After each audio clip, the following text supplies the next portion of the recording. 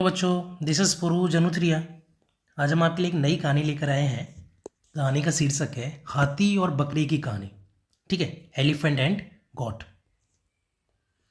तो चलिए कहानी शुरू करते हैं। एक जंगल में एक हाथी और एक बकरी रहते थे। दोनों बहुत पक्के दोस्त थे। दोनों साथ में मिलकर हर दिन खाने की तलाश करते और साथ में ही खाते थे। एक दिन दोनों खाने की तलाश में अपने जंगल से बहुत दूर निकल गए। वह उन्हें एक तालाब दिखाई दिया। उसी तालाब के किनारे एक बेर का पेड़ था। बेर का पेड़ देखकर हाथी और बकरी बहुत खुश हुए। वह दोनों बेर के पेड़ के पास गए। फिर हाथी ने अपनी सूंड से बेर के पेड़ को जोर से हिलाया और जमीन पर ढेर सारे पके हुए बेर गिरने लगे। बकरी जल्दी जल्दी गिरे हुए बेरों को इकट्ठा करने लगी। संयोगवश उसी बेर के पेड़ पर एक चिड़िया का घोंसला भी था, जिसमें चिड़िया का एक बच्चा सो रहा था। और चिड़िया दाने की खोज में कहीं गई हुई थी। बेर का पेड़ जोर से हिलाने के कारण चिड़िया का बच्चा घोंसले से बाहर तालाब में गिर पड़ा और डूबने लगा।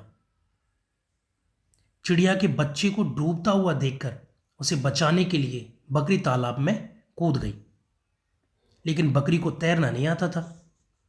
इसी वजह से वह भी तालाब में डूबने लगी।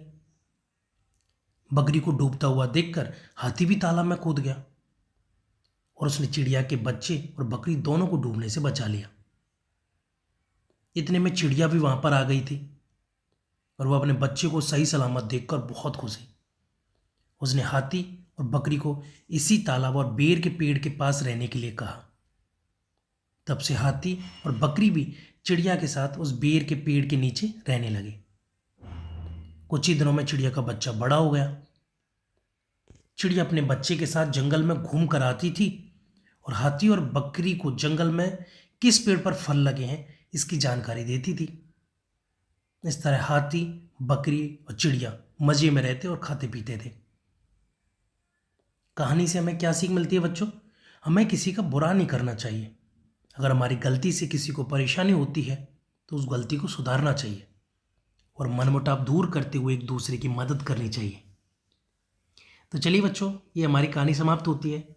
आगे की कहानी या अगली कहानी लेकर हम आपके सामने फिर से हाजिर होंगे। Thank you.